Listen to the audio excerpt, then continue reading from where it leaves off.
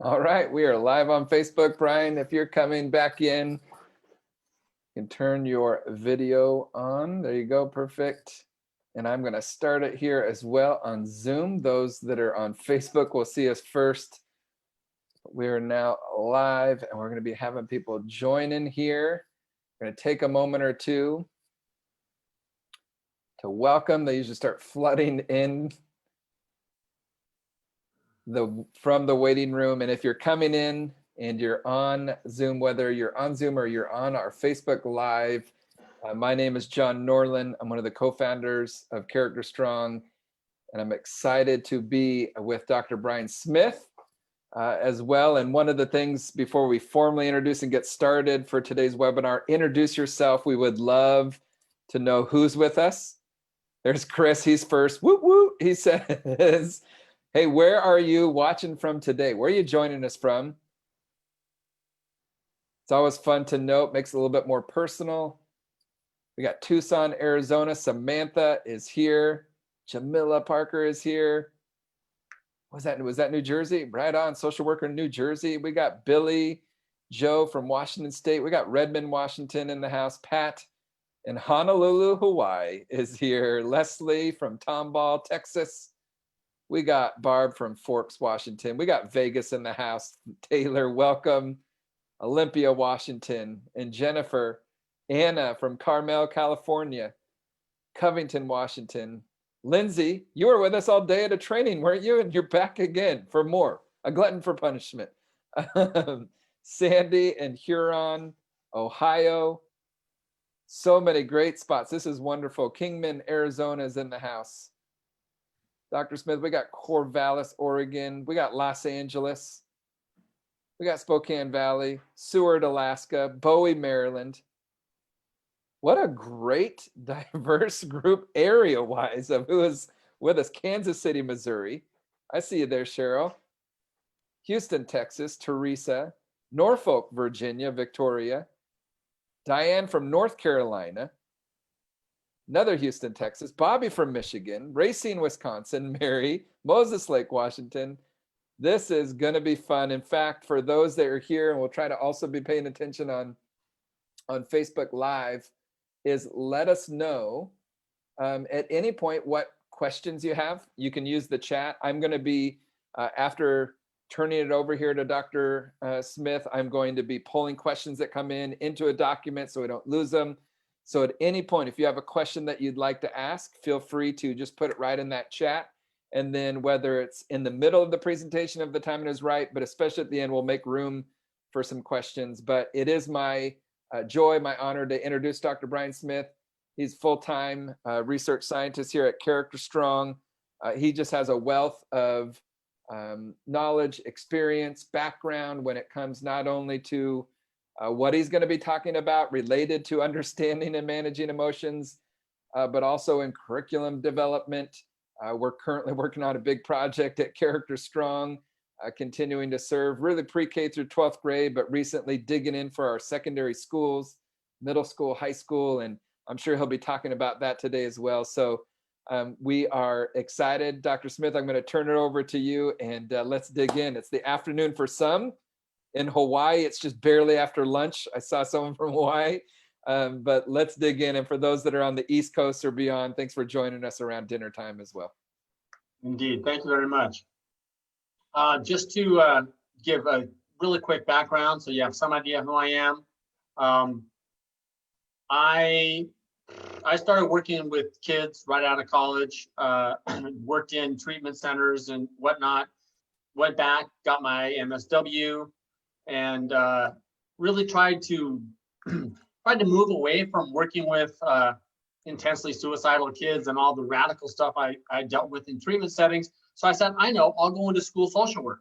So I started working at schools, and my first job was in alternative high school, middle school, and I quickly found out that, in fact, the kids I was working with weren't that different. They just weren't in treatment centers, but the challenges and struggles they had were still super serious. I did social work with mostly teens for a lot of years. Finally, wanted to do some further education and studies to figure out how to get further upstream and try to help promote positive development and prevent kids from falling into some of the really challenging situations I was trying to help them with. And so got my PhD at the University of Washington, really focused on school-based programs and translating science into effective programs for kids. And then for the last decade plus, I've been essentially doing that, trying to translate the research. What I like to say is, I I wade out there and dive into the thicket of academic research studies so that you don't have to.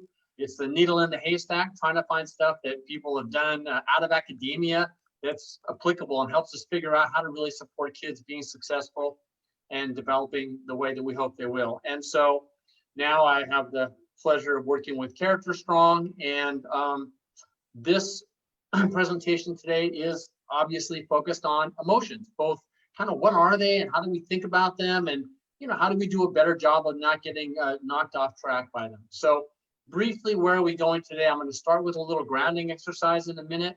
We're going to talk about emotions and what are some of the myths and realities about where emotions come from, how emotions are made, how we make emotions, what are some of the basic principles and ingredients that kind of go into developing emotion management abilities for both yourself and your students. And I want to say pretty much everything I'm going to talk about today applies to you, but it's also stuff that you can use to inform your work with students, as well as potentially even teach your kids yourselves.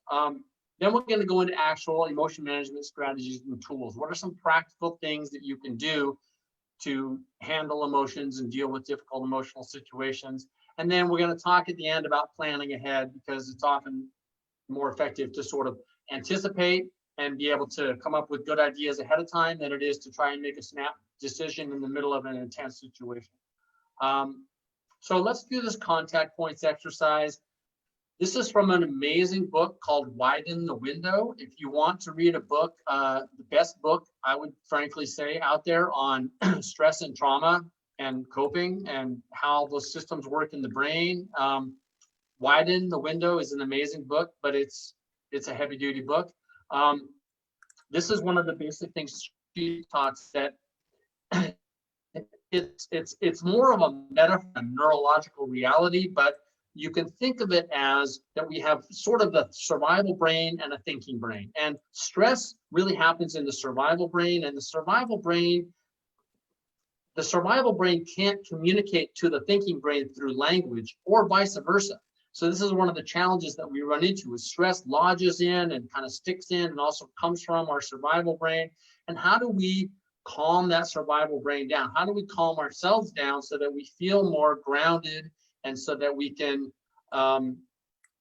basically be more present in a situation, for example, like today, where we can really focus on what the information is and not be caught up in everything else. So here's what I'd like you to do. Take a moment and pay attention to, in particular, how your body and where your body is coming in contact with the world. If you're standing up like I am, it's probably just the soles of your feet. If you're sitting in a chair or on a couch, you can feel that supporting you on your back and on your legs. Take a moment and just pay attention to how that feels. What are the physical sensations at those places where your body is contacting the physical world? Just see how that feels. Direct your attention there.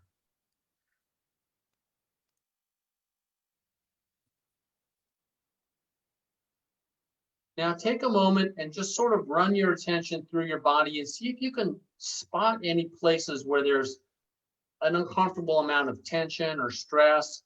Just focus your attention there for a moment. See if it changes. Maybe it'll relax a little, maybe not. Just try to be aware. And then bring your attention back to where you're contacting surfaces. And again, take a couple moments just to focus on that sensation and how that feels. Direct your attention there, because paying attention to how we contact the world and how we're supported by the ground and by furniture and that, it gives our survival brain a simple message that we're stable, we're safe, it's okay. Take a moment, again, focus on those contact points.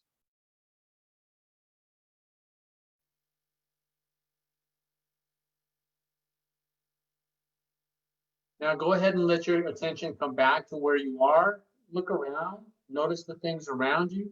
see what you can see, become kind of grounded in the space, and then bring your attention back to the screen and let's get going. So why are we doing this? Why are you here? Why am I talking to you about SEL stuff like emotion management? Well, first of all, I don't need to tell you, teaching is one of the most stressful professions. Actually, in the studies on stress and work, teaching and nursing are usually kind of tied. And the thing about that, in addition to how hard it makes it for us, is that as educators, is that also stress teachers impact their students. There's some good research out of University of British Columbia near here up in Vancouver that basically shows that teacher stress level in the morning by the end of the day is reflected in the stress level of their kids. And one of the things, both as teachers but also amongst students and in life in general, is that stress is pretty contagious. If you're around somebody who's really stressed, it kind of starts to rub off on you. And one of the things about SEL, teaching social emotional learning to students, is that it is hard to do it if it's something you haven't really paid attention to and you haven't developed any kind of confidence around yourself. So we're going to dive into the emotion arena. Obviously, the metaphorical oxygen and mask on first. We want to try to take care of ourselves, in part so that we can really be there and show up for our kids. So I want you to just plunk some common emotions that you're experiencing these days. This pandemic is unbelievable. Distance learning is crazy. What are some of the feelings and emotions that you're going through right now? Let's just sort of have a quick chance to see what people are experiencing. I don't know if you can see it, Brian. We got the immediate ones coming in: anxiety, depression. Yeah, you can even see it there. Yeah. When you're sharing your screen, we could see that as well on there. Okay. But overwhelmed, constantly disappointed, change, frustration, roller coaster, stress, panic, worry, disheartened, overwhelmed. Someone says grateful, fearful, tired and shaky, depleted, frustration, depression, stress, exhausted, worry, anxious, disconnected, exhausted, frenzy, isolated, anxiety, disappointed, sad, unknown, overworked are the immediate ones that came in. Yeah. Helpless. What a list. I mean, I've done a fair number of kind of stress focused workshops online with teachers in recent months, and the stories are just heartbreaking. It's so difficult. And this presentation is not necessarily an entire kind of stress coping presentation, but we're going to try to focus on at least the emotional side, and particularly, when emotions really hit hard, what can we do?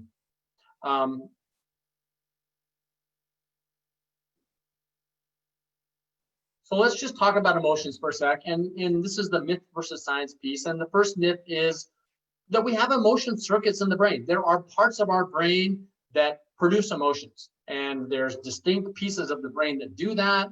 Maybe it's the reptilian brain, or maybe it's just in the amygdala. There's a lot of different ideas about that. The reality seems to be, from modern neuroscience, that basically that's not true. We don't have emotion centers in our brain. The brain, with its collective billions of neurons and cells, produces emotions kind of through the combination of all the different parts. This is an interesting one. So there's been this idea for a long time that across all of humanity, all over the world, people experience certain basic emotions, and they're hardwired into us. And that, in fact, there's corresponding facial expressions that everybody all over the world uses and identifies for certain emotions. And this is one of the ways that we commonly teach kids about emotions, especially in elementary school. The reality is it's not really true.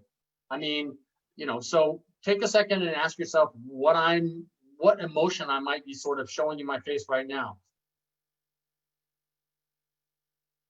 That probably wasn't so exciting, but is it anger? Is it concentration? Is it determination?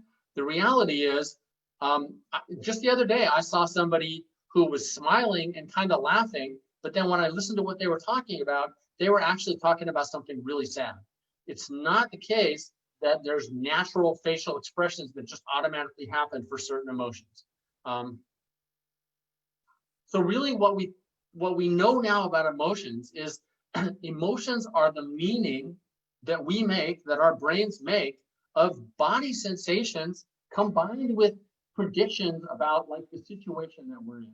So an example is you're going to make a presentation. I'm going to make a presentation over the internet. I know there's 100 people out there. I can't see them. It makes me pretty anxious or nervous, or it's a big game, or test anxiety is a really common example. And it's actually really possible, and there's been a lot of studies showing that it's effective, to kind of reframe that and go, wait a minute, maybe I'm not anxious, maybe I'm excited. Because I got to tell you, like, it's a little anxiety provoking to do a presentation like this, but at the same time, I'm honored and excited by the opportunity to try to provide something of value for you guys. And when I tap into that and I frame that, I frame and I interpret those kind of physical sensations as excitement, it actually helps me with what I'm trying to do. Whereas if I am like, oh my gosh, I'm so anxious, it's going to inhibit my ability to do what I'm trying to do. So emotions aren't just hardwired things that happen to us. They're actually complex meanings that we make out of what we're experiencing. And there's a really great book called How Emotions Are Made. And it's a science research book, but it's pretty cutting edge. And one of the things that she does in there that's great is she talks about different emotions in different languages. Because if we're going to classify or name an emotion, we have to give it a word, right? I'm angry, I'm frustrated, I'm sad. Well, it turns out that even just for anger, in German, there's 3 different words. In Russian, there's 2. Mandarin has 5. And then, there's endless examples of these. I like this one I just found today. I don't even know how to pronounce it, but it's in Tagalog, which is one of the main Filipino languages. And it's the emotion that you have when you have the urge to pinch or squeeze something that is unbearably cute. Now, how great is it to have a word for that emotion? I know I've experienced that. I'm sure you have. Without the word, you can't really put your finger on that emotion. But with it, you're like, oh yeah, I'm having that word. I'm having that emotion. So this is the basic model of how we make emotions. Something happens. And again, it could be external, but it also could be internal. It could be some kind of thought. It could be something that's happening that's not the outside world. But in any case, we get an emotional response based on that. Like something happens and we feel feelings. Yeah, it's kind of like that, but it's a little more complex. And the key piece here is that whatever it is that the event is, external or internal, there's a processing piece in our brains. And this slide is actually from some new lessons that we've created at Character Strong to try to communicate this emotion systems model to adolescents through our lessons. So the official scientific term is appraisal. We called it snap judgment just to kind of try to communicate it more clearly. But the key thing here is that when there's something happening, your brain automatically does a process of judging, like basically fundamentally, is this good or bad for me? That's the first step on the emotion pathway. And then we refine that into some kind of nuanced emotion. So the key thing about appraisal is that it's automatic and it happens too fast for us to control. It's an automatic process in sort of like the nonverbal part of our brain. Now, why would we teach that to kids? Why would you teach that to middle and high school students? Well, if you know that when you have powerful emotions or when other people have powerful emotions, it's something that's automatic and happens super fast and it isn't really under your control, that can kind of soften and change how you think about it when you're in a situation. So ideally, and this is actually what the research studies on teaching this emotion system model have shown, is that if I know that my emotions are kind of the natural product of an automatic appraisal process that happens in my brain, then maybe I can take it a little bit easier on myself when I'm getting upset and not take it so seriously. If I know that about somebody else, same thing. Like maybe I don't blame them as much when they fly off the handle, and I can kind of see it as like, okay, well, it's something they don't have a lot of control over. And that's what the studies show. And this is something that's especially useful, I think, for adolescents because, powerful emotions are happening all the time, and we want people to give each other a little bit of slack. So think about the last time that you got upset. Maybe it was angry, maybe it was sad. I mean, there's a lot of powerful emotions flying around right now. Try to think for a second about what was going on, maybe what was driving your appraisal process? Because it's really a question of what are the values, what are the beliefs, what are the goals? How is this a good thing or a bad thing for me? Why is this upsetting for me? Because different people can experience the same things and have different emotional reactions.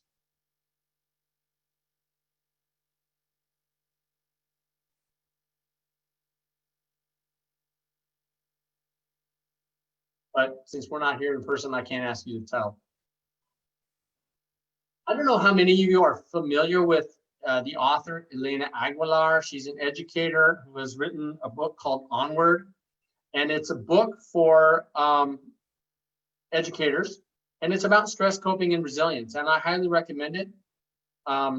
She sets it up so that it goes through the school year, month by month, and there's a theme each year. And I like it. I like her work, and I think it's super important to find things that make a difference for us right now. So I'm going to highlight some quotes from her during the webinar today. Sorry, I'm just trying to open something on my other screen here. It's giving me trouble.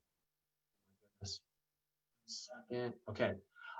So the first step is identifying the feelings that you're having. What am I feeling? And the thing about this is granularity is actually really important. There's really good research that shows that the difference between I've got mad, sad, and glad as my feeling labels, and whatever I'm feeling, I just chunk one of those labels on there, versus I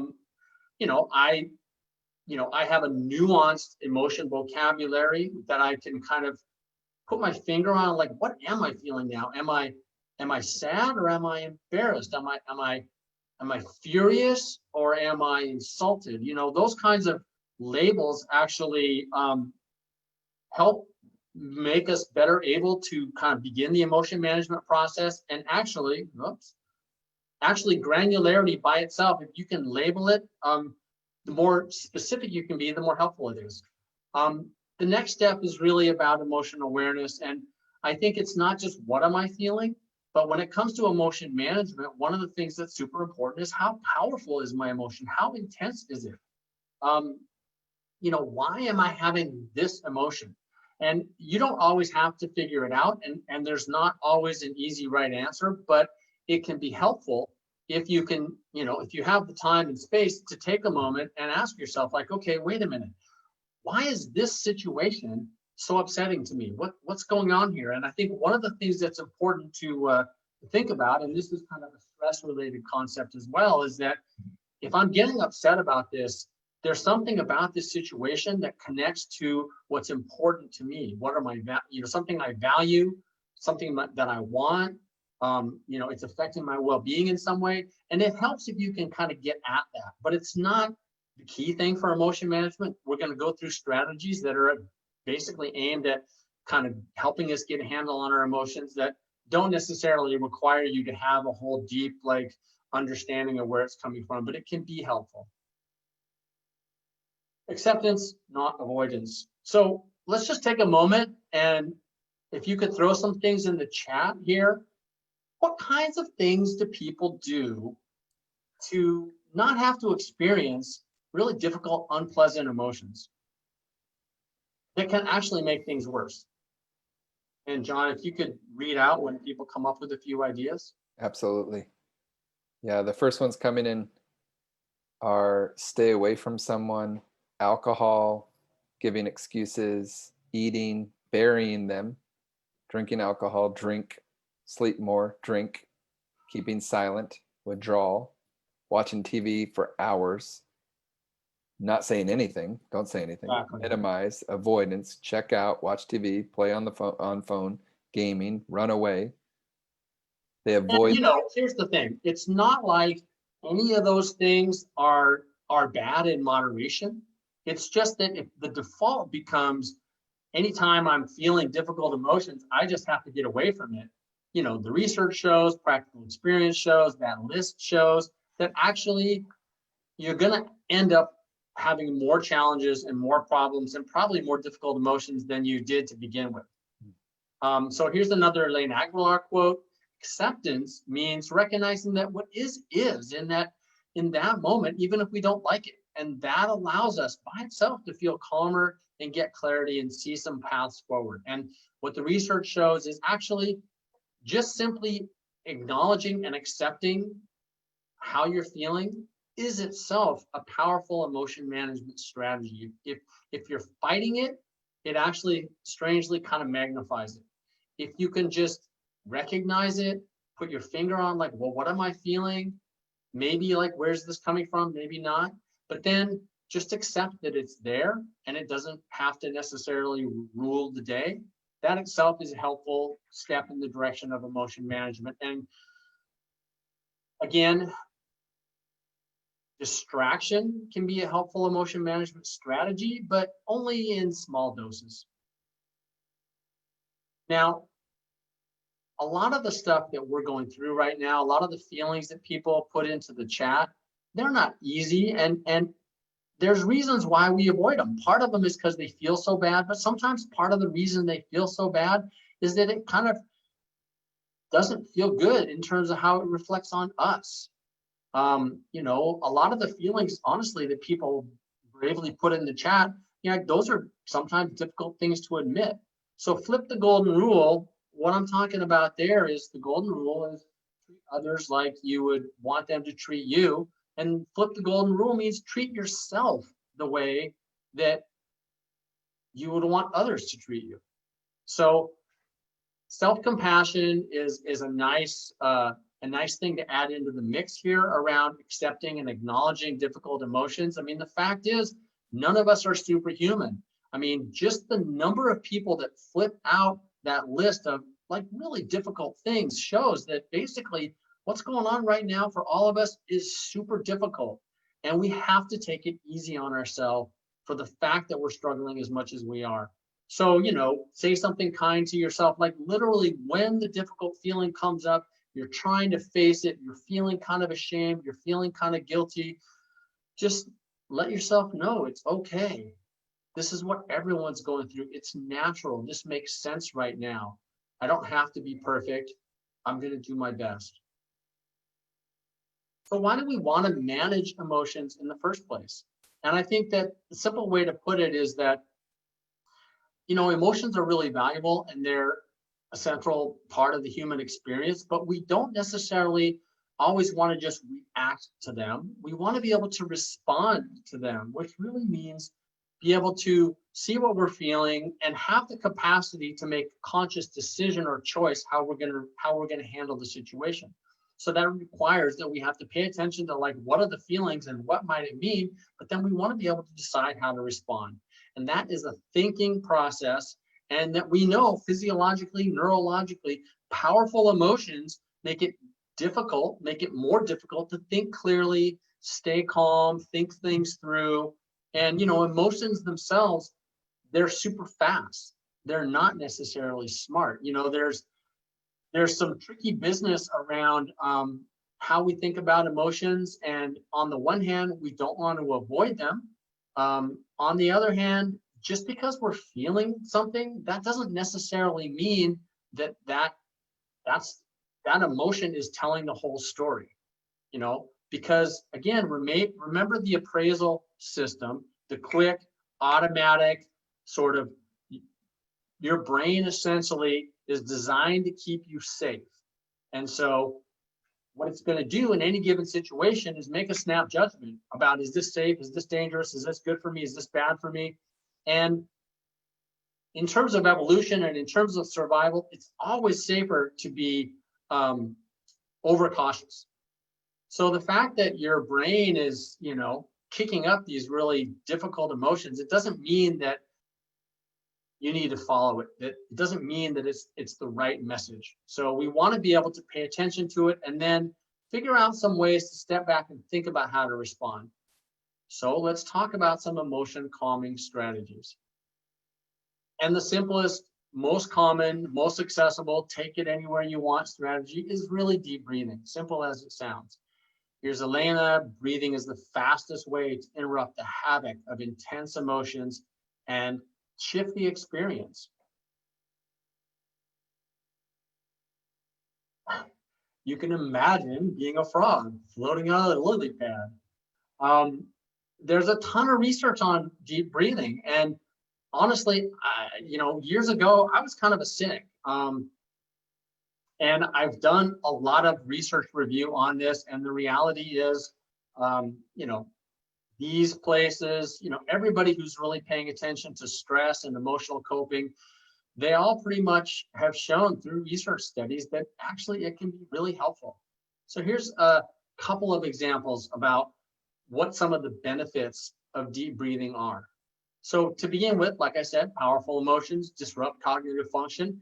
Deep breathing improves our ability to think things through. And it actually improves our ability to think positively about a situation, because part of the challenge with difficult emotions is that they can kick us into a negative spiral if we get too caught up and captured by them. Deep breathing can help reduce anxiety, promote relaxation, and reduce stress, all of which we're obviously pretty much all struggling with right now between the pandemic shutdown, distance school, everything else. What are some ways that we can do it? So first of all, the reason it's called belly breathing is that, especially with kids, but even for us, like, it's important to recognize that, there's a diaphragm in the middle of our abdomen that really should be what we use to breathe, but it's tempting sometimes to breathe up high, moving your shoulders, moving your chest, and really like a deep, relaxing breath to help you calm down when you're dealing with emotions, struggling with emotions. You should feel it in your belly, and you should feel your belly expand. So, kind of like the frog, literally, this is sometimes how we teach it to little kids, is we have them put their hands on their belly, and then when they take a deep breath, you should feel your belly expand. So let's just take a moment, give that a try. Put your hands on your abdomen. See if you can feel it moving as you take some deep breaths down into your belly.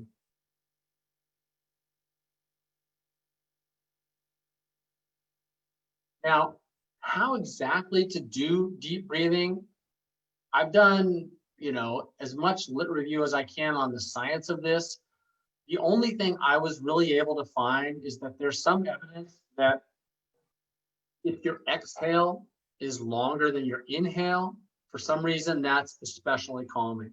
So this 4-7-8 breath is, it's a simple technique that you can try that can be really calming and effective. And basically what it is you breathe in for 4, you hold for 7, and then you slowly breathe out for a count of 8.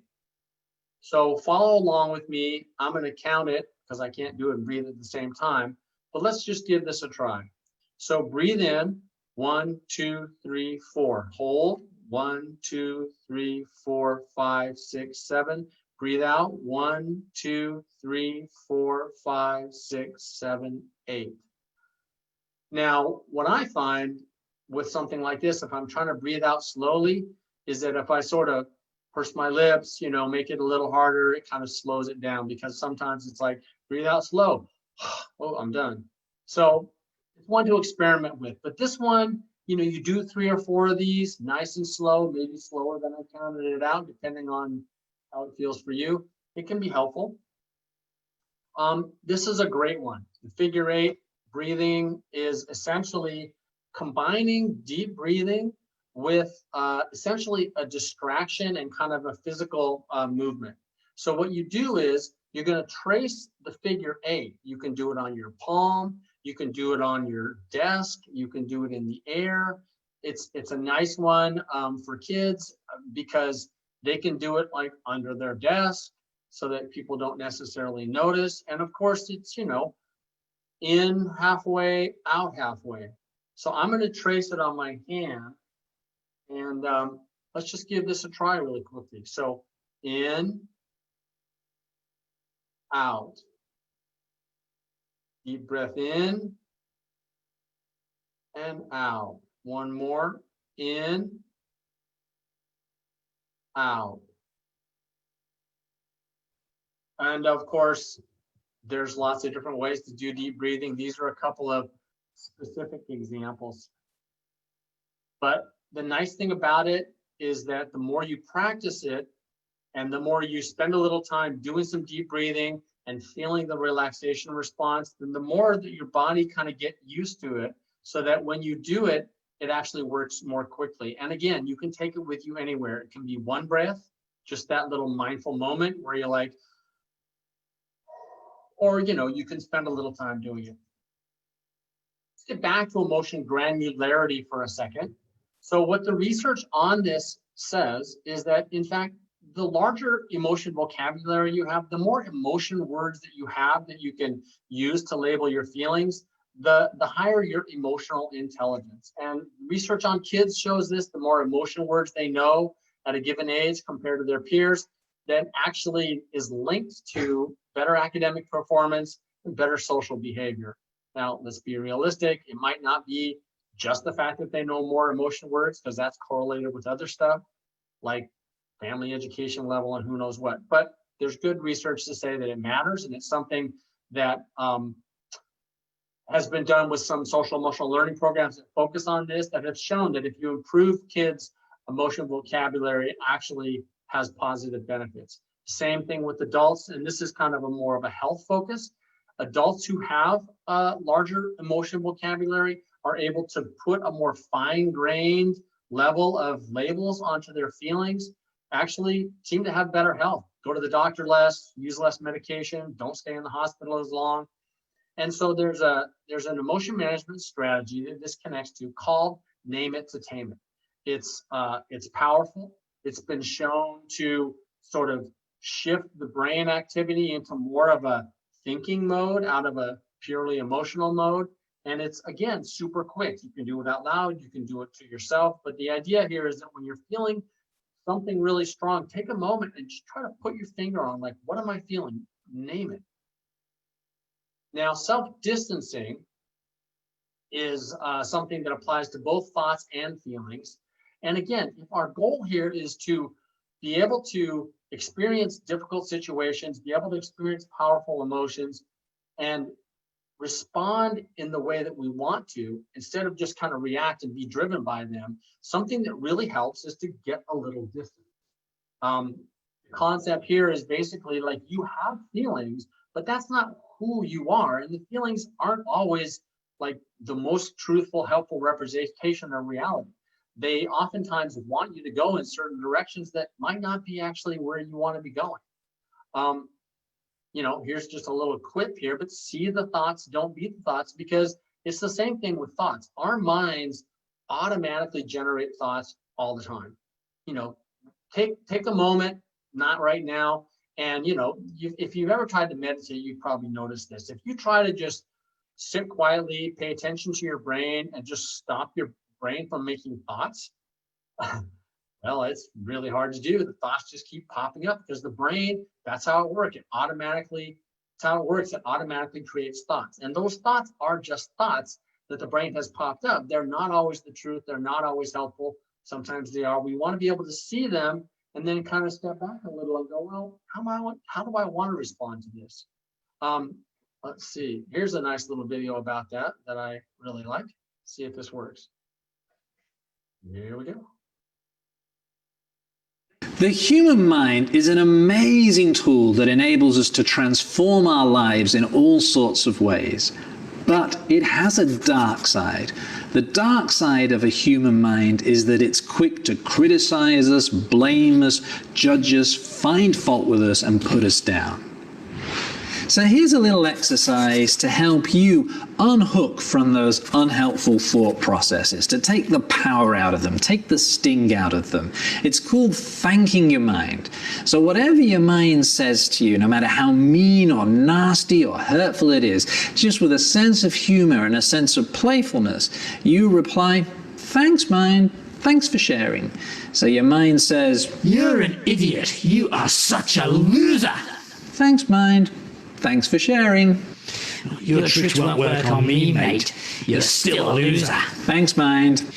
If you think you're not a loser, you're kidding yourself. Well, look, After all thank the you, efforts to mind. prove Thanks for what a loser sharing. you are, And I'm not I going to bet you debate so it many with my mind, right?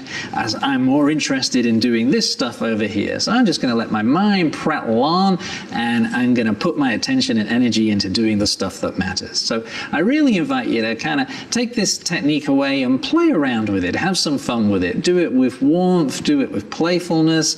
Whatever your mind says to you, no matter how mean, nasty, provocative, or hurtful it is, just with a sense of humor go, You listen to me. You are thanks, a mind, loser, mate. and then redirect your energy and your attention into something more life-enhancing than getting caught up in your thoughts. Right, that is Russ Harris. He is really something. He's an author who has written multiple books about ACT, or acceptance and commitment therapy, where he basically, makes it easy to understand, helps it make sense. And the key thing there is not just to sort of like, okay, say thank you, mind. I don't have to necessarily take everything you're saying too seriously, but also it's because I want to focus on the things that I value and that are important to me. And that's one of the things that kind of helps us stay focused and keep ourselves moving in the right direction. Here's another self-distancing technique. There's two versions of it. One is second person. Okay, so I'm in a situation, I'm so frustrated. I'm telling myself, I'm thinking, I'm so frustrated. What's the second person version of that? Oh, you're so frustrated. What's the third person version of that? Wow, Brian's really frustrated. Brian can't believe this is happening right now. I like the third person version. It's just a way to use a little kind of, I think, linguistic hack, because when we use second and third person, we're talking about other people. We're talking to other people, not ourselves. And it's a way to just kind of get a little step back. Now, I'm running through these things. There's going to be a bunch of them. I strongly recommend you hang on to this and go back and walk through and then just try these for yourself. So, for example, you want to get some distance on a situation. Anything in the moment just feels like, oh, I can't believe this. 5 years later, are you going to look back and go, wow, oh man, that was so awful? Chances are it's going to be in perspective. It's not going to seem like that big of a deal. So think for a moment about these techniques. And, if you were to try one, which one sounds appealing? Which one are you going to actually give a try? Throw that in the chat. Let's have John read out a couple real quick before we move on. All right, we'll see as they're coming in here. So good. I've been trying to keep up, Brian, as I am giving people a chance to process there with just mind. the tweets that are coming. You got thank you, mind. Yep. How we feel over time. Yep. You got it there? Yep. Third person. A lot of third person. I'm making all my kids talk in third person. Get perspective. Second person, someone says, asking myself how you feel about this in a year, 5 years. Talk about yourself second. Thank you, mind. Thanks for frickin' sharing, it said. No. Tell myself what to do. Hey, you can bring humor into it. It's the best. You are not your feeling is a big deal. That's good. So now, there's another way you can do this. And that basically, not to be, this is a little bit tongue in cheek, but if you just meditate for 20 or 30 minutes every day for a few years, this will all become second nature. However, if like me, you find that to be kind of challenging, even though I actually give it a good shot and I think it's really valuable, it's nice to have these little hacks that are just kind of tricks to help you get there. Here's another one. Research shows that actually, if you don't kind of resist it and you just pay attention to the intensity of it, oftentimes emotions last maybe around 90 seconds and then they really start to peak. So what do we do with the wave skill? Again, instead of just being caught up in the emotion and either running from it or running, whatever direction is pushing you in, can you observe it? Can you notice it? And can you just watch and see what it does? Because if you're not trying to push it away, what you'll probably see is that it gets more intense, and then if you let it, it'll kind of peak. It'll kind of peak and then it'll kind of fade. And again, it's not like it goes away, but the initial intensity might kind of be reduced. So just try that out. Try like surfing the emotions. Now here's another one, mindful stop. Got this from John and I's friend and colleague, Clay Cook. And when you're in a challenging or stressful situation, You notice you're having really difficult thoughts and feelings you're kind of grappling with. Basically, it's a mnemonic, of course. Stop, take a deep breath, observe, perceive positively. So the stop signal in and of itself is really valuable because your mind gets cycling. The emotions kind of start to whirlwind or your thoughts just get cycling. If you can just tell yourself, stop, and you take that moment to kind of like go, okay, wait, what's going on here? Take a deep breath, give yourself a second, and then really examine, like the kids with the magnifying glasses here, like what's going on here? Just walk through it verbally in your mind. What am I thinking? What are the thoughts? What am I feeling? Name it to tame it. What's going on here? What's getting me so upset? And then maybe you'll have enough kind of balance to think about, well, what's important to me in this situation? What do I value here? What kind of educator, what kind of family member do I want to be? What kind of spouse, what kind of parent? What's really the thing that I want to be doing here, not just what my difficult thoughts or feelings are pushing me to do. Now, the thing about strong emotions, obviously, and this is the key for a lot of times working with kids who have anger problems, for example, but it's true for all of us, is that, it's easier to put out a forest fire. This is my metaphor. It's easier to put out a campfire, than a forest fire. I was actually a little nervous to have this here, given the forest fires we've been having on the West Coast here, but, catch it early. Anticipate and plan ahead is the key, because again, if powerful emotions make it difficult for us to think clearly, and being able to think through a situation and handle things in the way that we want to takes some thinking, well, there's a bit of a conflict there. But if we can think clearly ahead of time and kind of go, okay, I've tried out a few of these tricks or the techniques. What do I want to do if I'm in that situation where things are blowing up and I'm getting really upset? So it's a kind of a pre-coping strategy. You're taking advantage of your ability to think really clearly when you're not upset, so that when you are, you can actually put that into action. So essentially, you're planning when you're in a cool state of mind. The key here is what's called implementation intentions.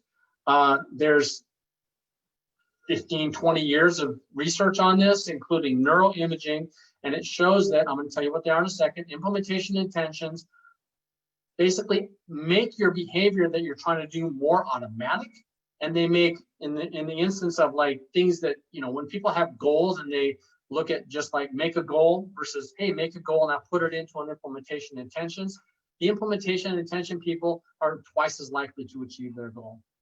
So what does it mean to automatize our behaviors? So there's a lot of research on self-control and self-regulation. And when you add it all up, they did a giant meta-analysis. So you take all the different studies on self-control and you statistically bundle them together, and then you add it up and say, well, what does it really tell us? And what we typically think is that self-control and willpower, people who have a lot of that, they're just able to resist temptation. They're able to maintain control in all kinds of situations. But the reality is, what the research says is that people who are really good at self-control, what they're really good at is organizing their lives in ways that make it less likely they're going to have to use willpower, and more likely that they're going to be able to sort of build habits that help them be successful. And we can do that in the emotion management arena. And the if-then plan is a critical way to do that. So the idea here is, you think about, what's my emotion management strategy? We've just gone through some. And then you think, like, what do I think might happen tomorrow, this week, that's going to be a situation where I'm likely to get really upset? That's your cue. So the cue has to be concrete and specific, something that's going to happen. It's usually external, but it could also be internal. When I have that thought, when I feel my palms getting sweaty, or whatever it might be. And habit stacking basically means you take a behavior you want to do and you connect it, you stack it on top of a behavior that's already happening. So, the example here, well, let me see here. So let's say that, like, I'm a teacher and I'm doing distance learning, and it seems like stuff comes up that drives me crazy, and I kind of start to get a little upset, and maybe I'm not my best teacher self for a moment there. You can use what you know is going to happen, that you're going to log on to Zoom, as the cue. And then, in this case, the teaching strategy is a value-related one, where you remind yourself why teaching matters to me. And if you actually put it in the form of an if then or a when then statement, it helps to kind of prime your brain so that when the cue happens, you're more likely to just remember to do the strategy. If I feel myself getting angry or upset, then I'll use the wave technique. If my students start to goof off when we're on Zoom, then I'll take a deep breath and tell myself to do my best. So I encourage you again, go back, look it over, and try to make some kind of if-then plans for yourself. Pick a strategy, think about a situation, come up with an if-then statement. And the if is the situation that upsets you or you being upset. And the then is the emotion management strategy you want to try to use.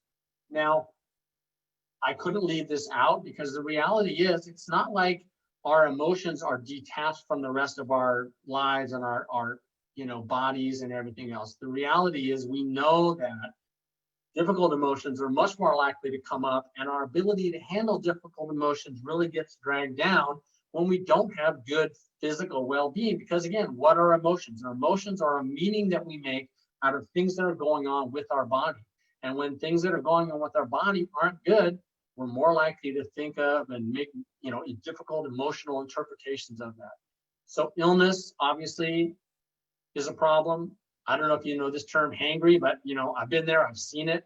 When my kid was young in particular, I learned quickly that if I didn't take snacks when we went places, he could go from being his perfect, awesome self to like a nightmare kid. And I had a couple situations where he just blew up. And as soon as I got food for him, he was fine. And I'm like, oh, okay, bring food, keep him fed, don't let him get hangry.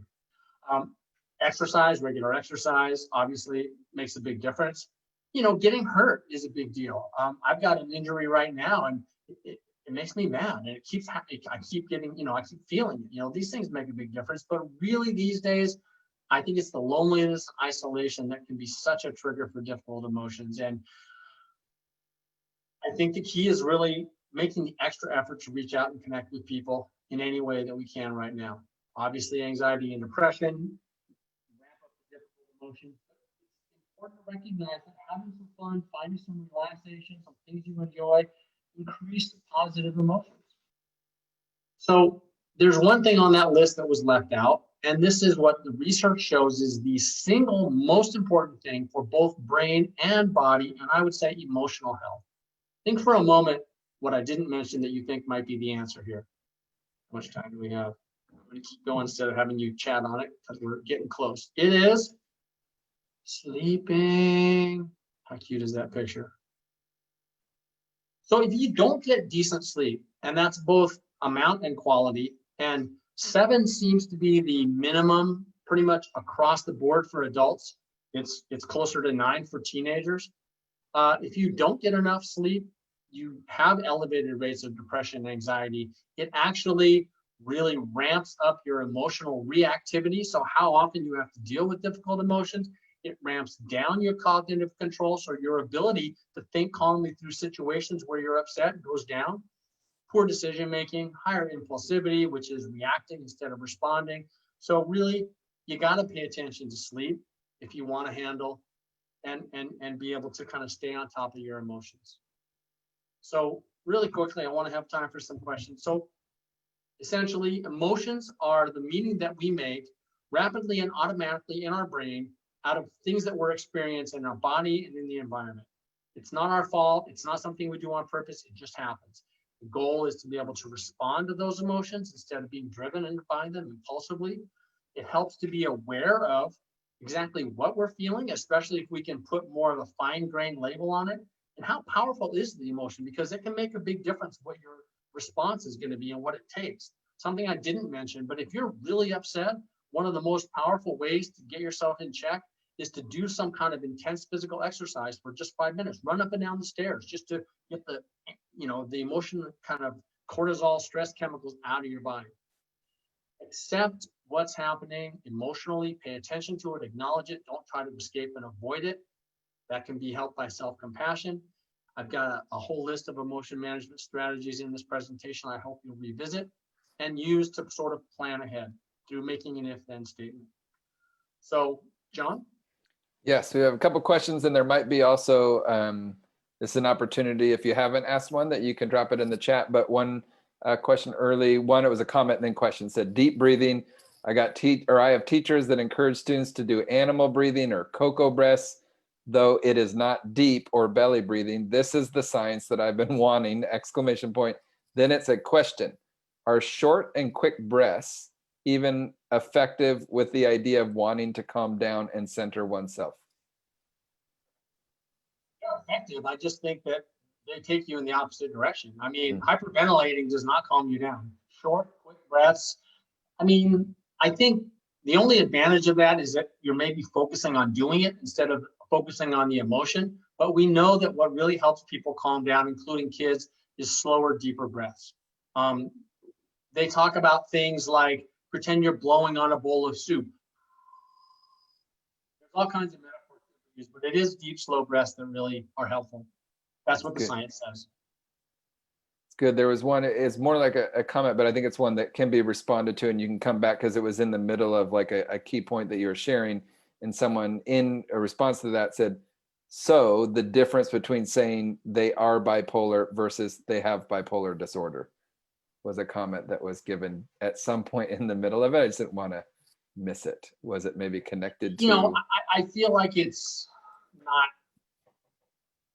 Yeah, I mean, it's related, and I think what that makes me think of is this thing where, you know, with students, one of the key things is we can disapprove of the behavior without disapproving of the person. So, you know, if somebody is upset, there's a big difference between saying, you know, oh, you know, he's struggling with anger right now compared to like, oh, he's a dysregulated kid, you know. So this is part of the automatic piece of the feelings thing. Is it's not, you know, strong emotions aren't something that people do on purpose, and it's not something we should label and blame them for.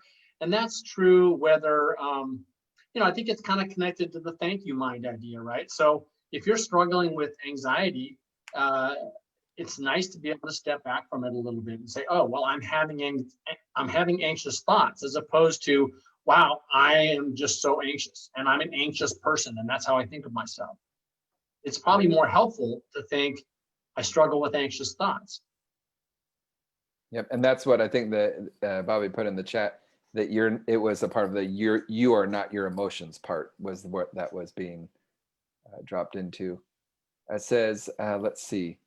One question is very nuts and boltsy, but it's more like, are we going to get these slides? Is it something where we could share that with people, Dr. Smith? Yeah, it's fine with me. I thought that was your department, John. Oh yeah, it's my department. I will be on that, absolutely. No more of we will set it up. Yeah, yep. As long as you're okay with us sharing your slides, we'll send them out after we do have the list for those that register. Please. I mean, I really encourage people to go ahead and take a look. You know, I went through stuff really fast. And again, with these emotional management strategies, you don't know, different ones work for different people. You got to kind of play around and try them out and see what works for you. Absolutely. I'm dropping, just so people know, in the Zoom, and then I'll also be dropping it into the Facebook Live in case people are over there. But the next part of this series, Adult SEL series, Empathy for Equity with Dr. Brian Smith, I just put the link in there so that you can register. Remember, if you register and can't attend, you will still get the follow-up. So you get the replay of it, as well as any resources that we send. So it's always smart to do that. I tried to keep up, Dr. Smith, as much as I could with the tweet this, because there's so many great lines, but it'll be helpful, I'm sure. There were multiple people mentioning. I was doing my very best to keep up with so many good notes. So we'll make sure to follow up with everyone.